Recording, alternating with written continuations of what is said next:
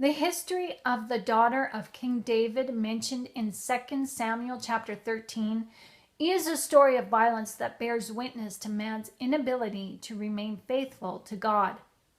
Like Judah, King David was raised in an ancient Hebraic lifestyle that was handed down and taught as an oral tradition. These men, Judah and King David, were in a position of power, and they shirked their own responsibility within that power. Because affluence, prestige, title, and obligations were the way of someone in a position of power, these things cluttered the way for living a servant lifestyle to the ultimate king, God. I am sure King David and Judah served their people as best that they could, but when it came to members of their own households, not so much. This is where these men had failed. Judah took for himself a Canaanite wife and adopted some Canaanite ways. And David, he had multiple wives and found favor in his firstborn. The leniencies and latitudes of these men caused an uprising within their own households. Judah's sons would die because Judah failed to hold them to the Hebrew ways, and King David's daughter would end up bearing the brunt of the family's shame and dishonor at the hands of David's wayward sons. In failing their children, these fathers failed themselves as their shortcomings became the nation's downfall. But where one generation saw a restoration, the other would bear witness to division, God's way of cleaning house. Either way, innocent people, namely women, were hurt and had no choice but to live their lives according to the rulership and authority of men. In this particular story of Tamar, the daughter of King David, we will witness how the law that David was to uphold ended up failing his daughter, as his own lenient ways towards his son cost Tamar her livelihood. But is King David really to take all the blame? The blame of rape falls squarely on the shoulders of his son. But in silence there is a degree of guilt. The guilt also can be shared with Tamar. Rape is a serious offense, as it is a violent crime. This study does not trivialize anyone's tragedy, but in the story of Tamar, we are shown another tragedy that needs to be resolved. The tragedy of silence and allowing someone else to right the wrong with purely different motives. The transgressions against Tamar, along with her willingness to remain silent, is in direct contrast of her ancestress of the same name, where one woman was not willing to live her life according to the wayward ways of one ruler, the other woman was willing. Perhaps Tamar felt she had no choice, but it was because she refused to use her voice to plead for justice, according to the law, that allowed her to stay silent. Tamar, the city of David's princess, was a woman who was always well protected. She lived a life around that protection and came to rely on it. Because of her trust and obedience to this protection, when that protection was no longer available, she had no foresight to turn to the law. She instead allowed her brother to take over the situation and guide her through, not realizing that she had inner torment going on. Needing inner peace, Tamar did not receive closure or justice for the crime committed against her. Tamar of Judah was tenacious. She was tenacious enough to defend the moral code of God's law with her life, as she defended her rightful inheritance by it. Princess Tamar, David's daughter, on the other hand, remained powerless, as she was not bold and as forthcoming. The story of this Tamar reveals the dark side of what can happen when one takes their heritage and godly lifestyle for granted, allowing other people's wayward behavior to victimize in more ways than one continually. Tamar, the daughter of King David, had every right to plead her case, just as her ancestress did, Tamar of Judah. Tamar could have went before the priests and even her father, King David, but instead she remained silent, allowing other people to choose the direction in the ways that she should go. Tamar did not know how to protect herself. She didn't know how to protect herself before the wrong happened to her or even after. She was used to taking direction. She didn't know what direction to take on her own. She was a victim of circumstance that forced her not to try to seek retribution legally. She instead lived her life in silence, in duty to what others told her to do. She lived as a widow in moral decay and emotional ruin. The two stories of Tamar are lessons we women can learn from to show us that just because life may get us down, we don't have to let life take us down, and we certainly don't have to stay down. We have one of two choices. When we live for God, we become the apple of His eye. When we live to become the object of men's desires, we become subjected to heartache as bitterness worms its way into our hearts, taking hold as desolation takes root. King David had 7 wives, whom together bore him 9 children, along with his daughter Tamar. She was the sister to Absalom, David's 4th child. It seemed that everyone got along well enough, as siblings could, but Amnon, King David's 1st son, heir to the throne, held a secret that he could no longer live with. He had a passionate desire for Tamar that was forbidden. Amnon became frustrated to the point of illness on account of his sister Tamar, for she was a virgin, and it seemed impossible for him to do anything to her. 2 Samuel chapter 13, verse 2.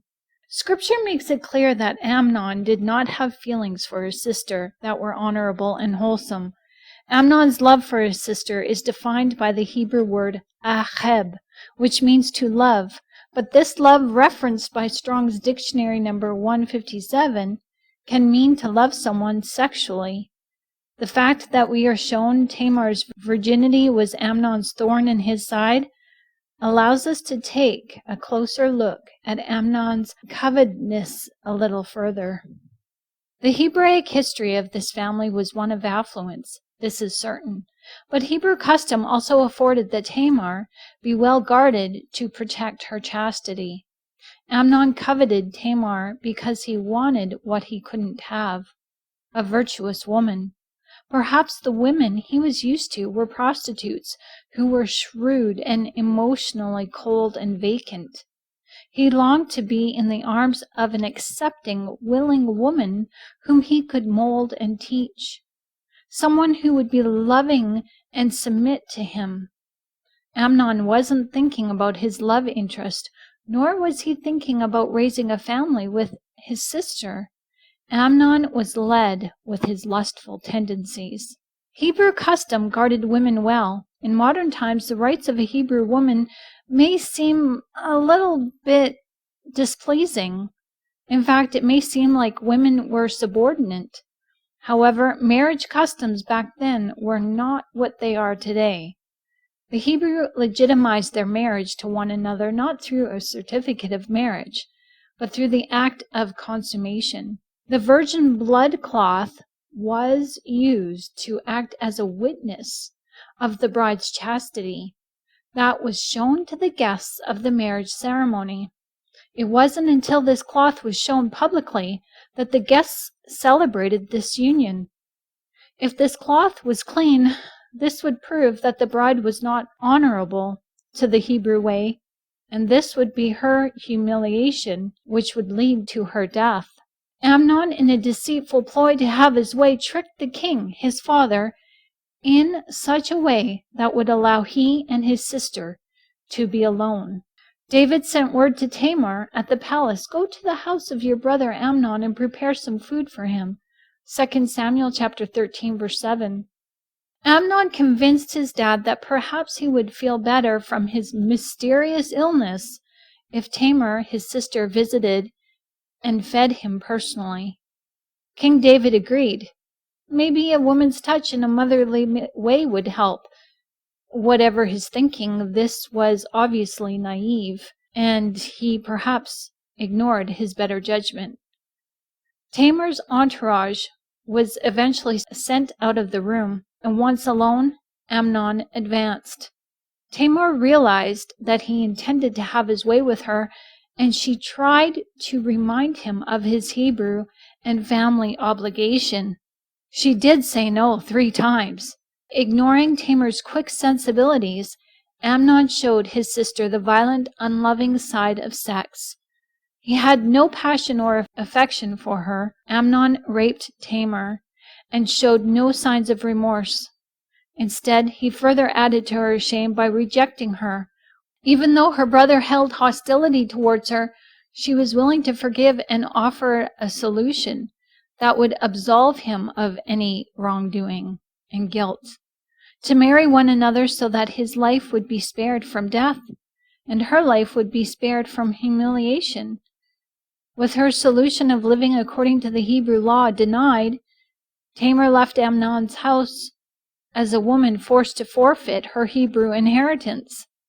She would now have no choice but to live as a widow, robbed of her right to love and be loved and have children for the Lord to carry on the family name. Tamar put ashes on her head and tore the ornamented robe she was wearing. 2 Samuel chapter 13, verse 19. Hebrew law made it clear that any incestuous relationship was forbidden and punishable by death. Rape, on the other hand, had an equally brutal law that handed down punishment immediately for the offender. The law of the land would have made an example out of Amnon, and Tamar would forever bear his shame as her own. Her life would be lived as a barren woman, branded a widow at an early age.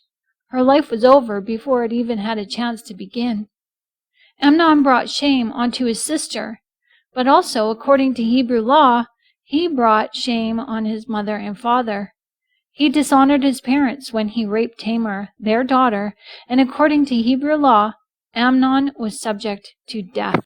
When King David did discover this horrific act against his daughter, he was outraged, but chose not to act within the law and vindicate his daughter's honor and the family name.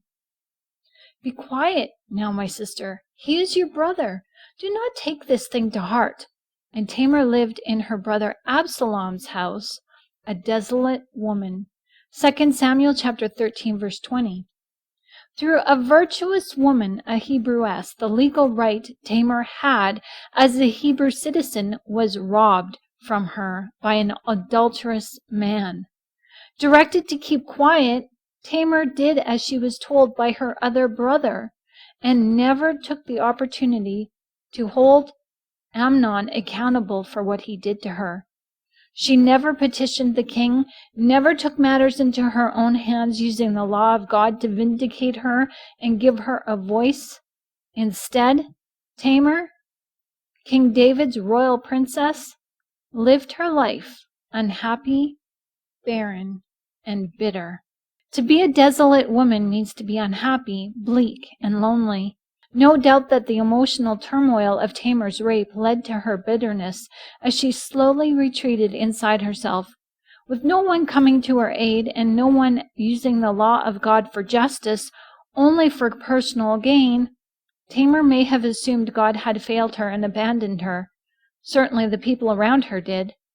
She certainly lost trust in those around her, and with her entourage no longer needed, Tamar felt trapped in a new sense. Trapped to live in solitude, without her aides to talk to or people to confide in, the abomination upon her caused by the aggressive and violent act of rape from her brother caused her heart's desolation.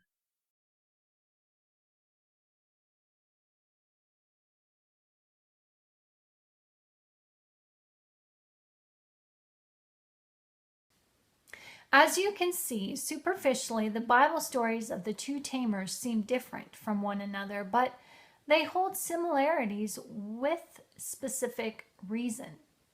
It is no small feat how we women can get ourselves into trouble on our own. But when we allow ourselves to allow others to do for us what we should know how to do, or we place our reliance and trust in the wrong people and the wrong things, we heap double portions of disaster in our lives that can affect us for life. Rape is a serious crime. This story does not make light of this fact, nor do I personally want to suggest to you that it should be. Rape is wrong, and I myself was a victim of child molestation. As a survivor, I see where Tamar went wrong. I too took the advice to stay silent. I can't say if bringing my aggressor to justice would have helped me personally. It certainly would have made a secret act public and held the person accountable, and may have potentially stopped other children from getting hurt. I know the emotional scars Tamar lived, but I also know the freedom that comes from living for Jesus Christ. And for a long time, I believed someone who was there to protect me had some idea what was going on with me in secret, but they chose not to acknowledge it. I can't say for certain, and I'm not even going to suggest that this person knew, but it was a belief or a false belief that I held. And I imagine King David's anger was at himself, as maybe he had an idea and he felt guilty for not stopping his son by denying him his right to be alone with Tamar. For some parents, denial is easier to live with than it is to look into the eyes of your child every day, knowing you had a part to play in robbing your child of their innocence. David was neglectful. He was wrong in not just seeking justice for his daughter. King David was a man of great skill and military prowess, but with matters of the heart he failed miserably. But this isn't about King David, nor is it about Judah. This is about Tamar. This is about you. This is about me. This is about all women in general, and how we have a false security through the security that affluence and other people afford us. Tamar knew no other way. She was robbed of her inward beauty that held a love for God because of her royal status. Her upbringing was of baubles and decorated robes that flaunted to the world of her physical virtuous nature. She may have become vain, and maybe she even became spoiled and unruly in attitude. That side of Tamar, the princess of King David, we will never know. But she was willing to marry her rapist in hopes that her life would not be ruined. Did she love her brother enough to do this for him, thinking of him first, or was she trying to hang on to her status of influence, knowing that living a life as a widow would cost her so much? Tamar was raised to rely on her wealth, not the law. The words of protest are interesting, as she did not put the fear of God into her brother by cursing him or shaming him in the Lord's name by saying something like this: "May God of heaven deal with you severely, and may he grant me justice for my innocence if you harm me, brother." No, Tamar didn't say anything like that, because Tamar was naive and had no knowledge on how she should and could protect herself. She had no need to. Had Tamar been wise to her brother's stolen glances and perhaps listened to her inner thoughts and protested the king's request, looking out for herself where others could not, Tamar's life would have been far happier and more blissful than what it became.